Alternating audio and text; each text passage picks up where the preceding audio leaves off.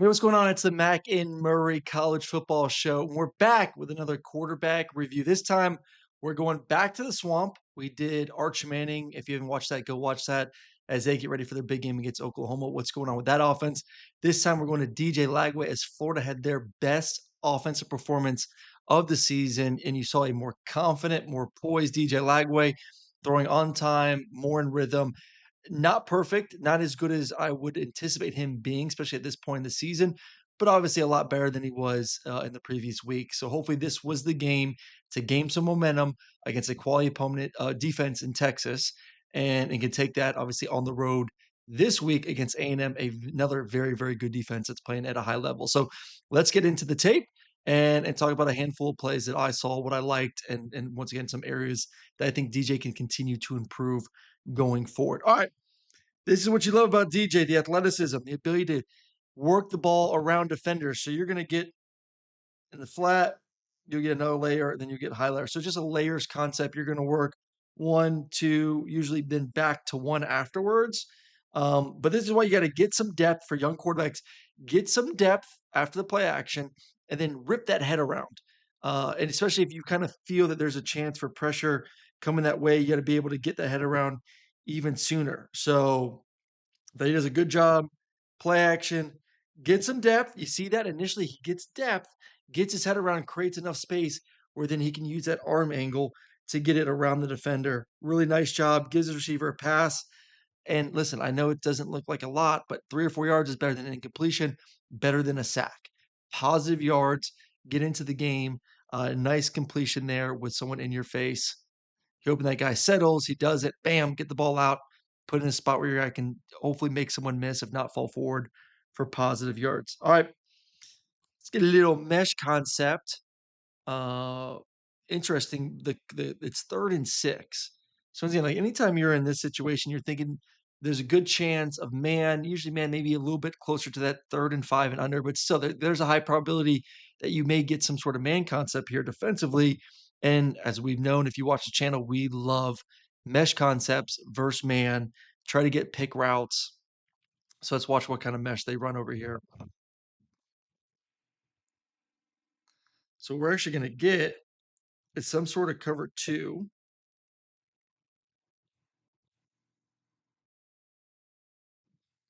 So we're going to get mesh in. We're going to get someone meshing over here and trying to just pick someone. But they end up running a cover two. So he's off the hash. He's off the hash. He's supposed to be here. He's here. Um, so really, we do not like this play verse two at all. It's not meant for man or meant for zone. Excuse me. If you do get zone, your crossers shouldn't see what I call green grass. They shouldn't see areas to run to on the crossing route. So they should settle and find zones. If you watch the one I did on Carson Beck, they did a great one on their first drive. It was zone. Tony sat. He hit him. He was able to knife and get a first down. But once again, we're calling this play to get man coverage. So like this corner should be here. So this receiver should essentially see that there's a defender here. Let me find a hole and settle versus zone. But this corner backs up so much. Once again, it's 3rd and 6. Like, why are we backing up so much in zone coverage and cover two? Receivers like, I'll take it. DJ throws an accurate pass, and it's a completion. But what really should be happening is that corner should be there. He should probably sit. He should sit. And then you have this player coming into this window as well. So it kind of turns into a triangle of low to high, the guy sitting to that dig route over the top. But once again, defense makes a mistake, you make them pay, catch, able to get the first down.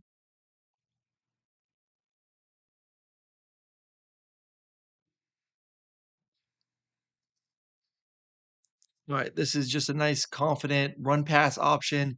Hitch the field. If you like it, throw it. You get motion, clears the pitcher. Like as soon as you get motion, this guy comes in. It really clears the pitcher up to be able to throw this hitch. You know that, hey man, if especially with action, this defender right here is not going to have time to really buzz out to the flat. And if he does, then I'm going to hand the football up because guess what? I got a good box count at the end of the day. So say this guy does get out of there, I have 4 defensive linemen, 1, 2, 3, 4, 5, 6, plus those 2 linebackers. So I have 6 defenders for 6 blockers. I got 5 offensive linemen plus this tight end that's in motion to block. So I have enough numbers. We're just reading this defender. If I feel like he's a run threat, then I'm gonna throw the hitch. If I feel like he's a can get under the pass, then I'm gonna run the football because I got 6 for 6 blockers. So this is the true RPO number count. Read it and then let it rip. Nice job. He feels like he's in there. Throws on time. I mean, look at that ball. It is on time. Let's see when he throws the football. I mean, he's getting ready to throw the football, and the receiver's barely, out of his stance, running the route. Ball's out. I mean, that ball is halfway there. Receiver's now getting top of his route, catch, and then we have all this separation now. And a big young freshman receiver that's over 200 pounds, he's gonna get 3, 4 more yards after the catch. If that ball was a half a second later, good chance it's a catch/tackle. But now you have separation from him. You have separation from him. That's why timing is so critical in these RPOs. And hell, you get like 6, 7 more yards, you get a freaking first down. Like freshman's a beast. So good job on the timing. Nice anticipation, just getting it out of your hands. He ripped just a search route to the number 2 receiver. Gonna see him coming in motion right now. He's actually become the new number 1. He's gonna just settle right in this hole right there. I just love once again the timing. 3, hitch, balls out. Like, we did not see this from DJ in previous games. He was late with his footwork. It was just not timing up well with the receivers and their routes.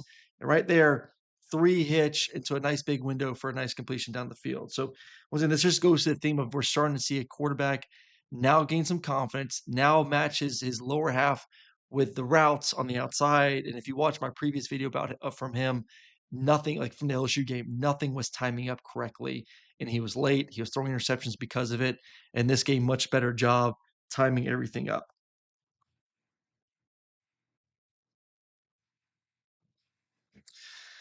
All right, got to give a receiver a chance on this one. I think this is one of his not so good throws of the game. We're going to motion.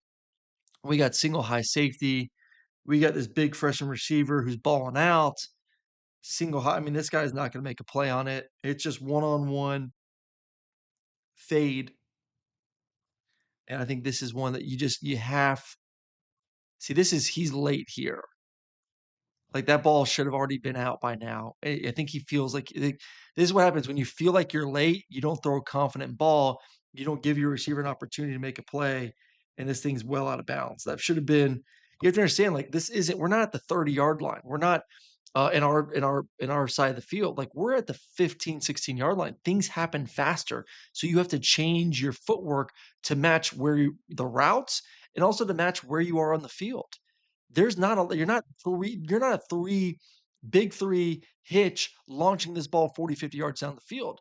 This is a quicker 3, get my eyes over there, see if I'm throwing a back shoulder, or if did he beat him and I can throw it to the back of the end zone, but I gotta make the decision now because we're on the 15-yard line.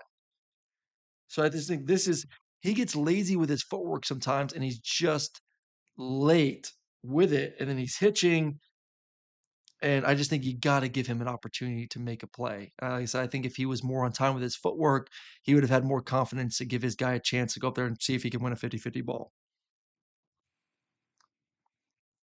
You can make this throw to the bubble. I think this is maybe after he kinda got banged up a little bit, where he was hobbling on that bootleg. Yeah, he just looks I mean, that's a throw he makes, no doubt about it. I think that was something that interested to see how healthy he is heading into the game versus A&M. Trying to get the tight end curl with a deep shot over the top. Love that he just took the completion, especially with pressure in his face. So what they're trying to do, I think they're thinking that they're gonna get some sort of too high safety.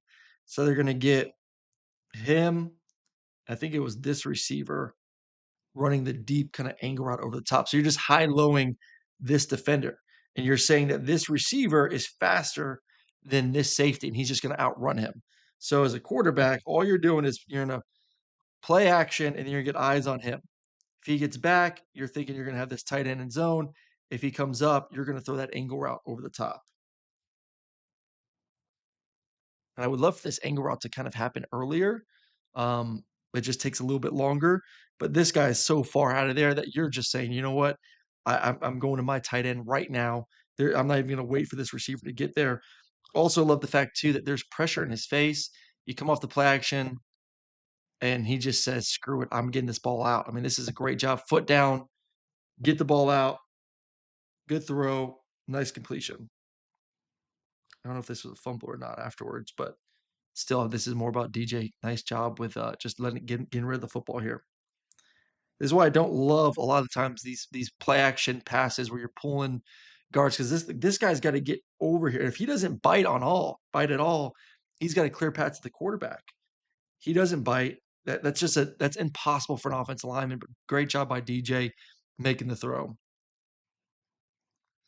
All right, we got an Omaha route to the field. Omaha route, 4-step speed out, ended up being about 6 yards to the sideline.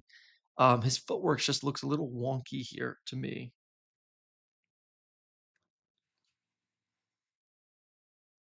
Free access throw. I mean, this is a tough throw still to the field. To me, this is like a catch it, one, throw it, or a hot three, but like it's got to get on time, got to be outside so that corner can't make it, jump on it, and also has to be on time so they can't jump on it. 1, 2. And when I talk about wonky, let's just watch it. Ball's inside. You cannot throw that ball inside.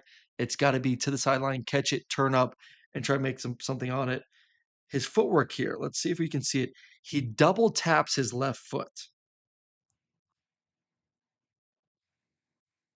See how slow I can do this. See, he's base, and then he taps, tap, tap. I don't need that double tap. It should be one. He hops. I would like just a one step with the right foot, or you can do a punch step with the left. That's fine. Punch left, step right, then throw. He punches with the left. You see that punch left, and then he hops, and then he double pops with the left foot again. He goes pop, pop. I just don't like it. I just think it's punch left, right, and then you throw. I just think he's a little bit off with just kind of his feel for it. It's not easy because you got to trust it. You got to throw in its timing, and obviously a lot of work with those receivers. Just something that I think he can clean up. So I mean, for him, the big thing is cleaning up his footwork and matching it with the routes more consistently, and that's going to be something he's going to have to battle all season long. This is a WTF throw moment. Just check it down. Watch the whole thing here.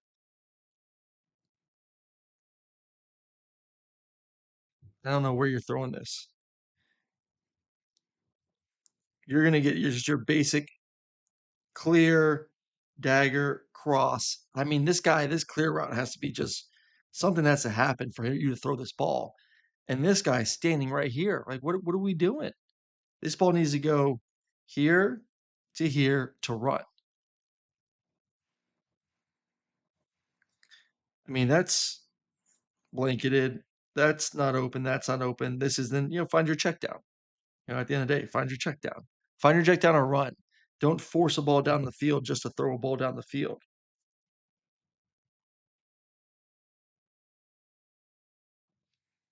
All right, let's get to whole shot versus cover two. This got me excited. This I remember watching this live and I tweeted, I was like, this is DJ, man. This is two high safeties, 18 to 22 yards on the sideline. It's kind of the sweet spot. And he just let it rip. I don't even know if he thinks it's cover two. Initially, I think he's just thinking that he's got a one-on-one shot. I think they do a good job of, you know, I think right now, I don't think he's thinking cover two. Obviously, I'm not saying he lucked into it, but he's thinking, I'm just going to get this ball up and out for the receiver. And you were talking about earlier in the red zone how the ball needs to get out faster. This is kind of the timing. The ball's just got to get out. I mean, look at that. You give your guy an opportunity to go up there and make a play. Let's see how far this is down the field. So the ball was on. Where was the ball? 31-yard line. So we say, what, 18 to 22 yards down the field? Let's see how my math is. I went to Georgia, so give me a break. All right, 31-yard line. That's 10 yards right there. That's another 6, 7 yards, 18 yards on the dot. Is that 18 yards on the dot? Someone correct me if I'm wrong there. But I think that is 18 yards on the dot. 18 to 21 yards down the field, whole shot. He put it there exactly where you want to do it, nice and high as well. Georgia education. Let's go. All right, RPO with the seam. Reading safety who's down is just a nice rip for the touchdown. Run pass option. He's already down. You just want to make sure you confirm good sell that he comes down even further, and you're gonna get this seam route over the top. Bam, he's already down. Now sell it, does a good job creating width. Look at the receiver, he got some width, and then he breaks it across. Nice high ball over those second level defenders. Touchdown. Watch it from the high end zone here. So this is your guy. I confirm that he doesn't back up. Look, his eyes are on him. He knows it. Look at that. Someone in his face. Use that big frame, get it up and over. Good job. All right, mesh and wideouts get crushed. Not job, good job here, just not waiting and taking the running back. I think there's just these receivers are going to end up running into each other.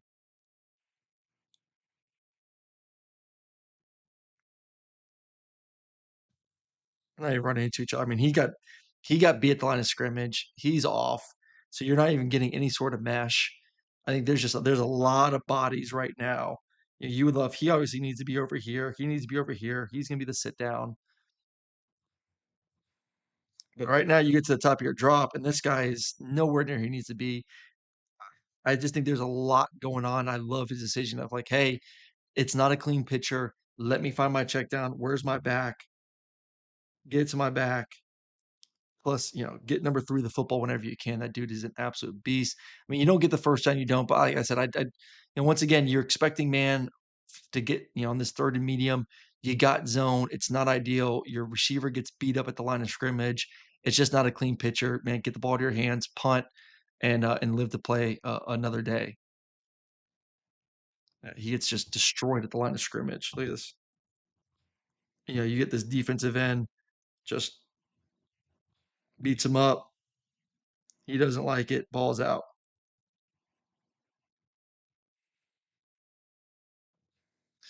All right, ran hitch and seam. Quarterback didn't bite the cornerback, and on hitch and go, and he rips the seam. This is a usually we have like a sluggo seam, so you like a run a slant and go, and then you have a seam route the other side. You read the high safety. Here they're actually going to run a hitch and go. So he's going to run the hitch and go, single high safety. Then you're going to get the seam route. So you're just really reading that safety. Like right now, you're hoping because this safety is so far to the left, he's over here towards the seam side. You want this corner to bite on the hitch and go, but he doesn't. He does a good job. He stays on top. You see, DJ wants it, but he's looking and he's like, "Oh my goodness!" But he looks at it so long that he gets the safety to move this way at least. He's like, I want." He's like, "I want it. I want it. I want it." It's not there. The corner does a great job, and he comes back and rips this without a hitch down the field and gives his receiver an opportunity to make a play on it. Love it, love it. Absolutely love it. Good throw. You can tell right here, he wants to throw. Look at number 4. Four's over here, so you're not thinking I'm gonna get the seam at all. He's like, I see it. Whoosh. Great throw. Great throw. So you talk about like make allow your guys, you got great athletes, they got great receivers there at Florida. Let your guys go out there and make plays for you. This is just a beastly play by the freshman receiver on the outside. Just fun to watch it. You got one-on-one. Let's see what the safeties are jacking around a little bit. They go single high. I mean, this safety's he can't make a play on it. This is where you're going. Right now, I got one-on-one, and let's see what this freshman's got. And he just beat his butt. Good throw still, put it on him, and then let the big guy go out there and eat. All right, 2 more.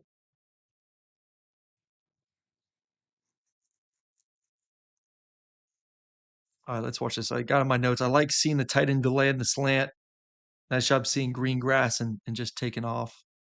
Let's see what this looks like.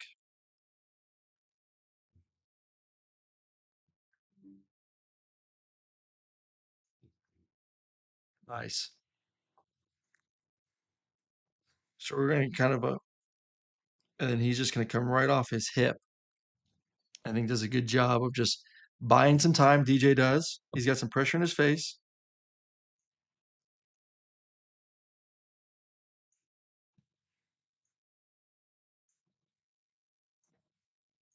and then gets it off. Really nice job. Nice job. All right, last one.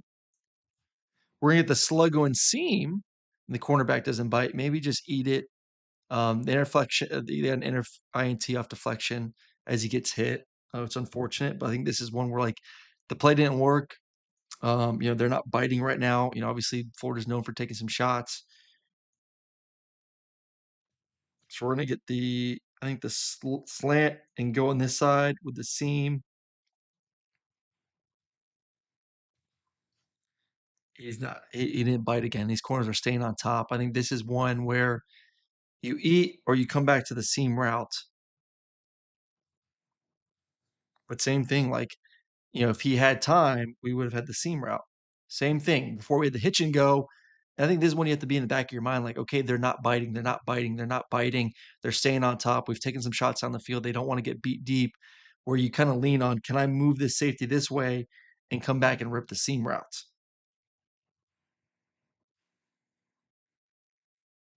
Especially versus press. Especially versus press. The safety's in the middle of the field.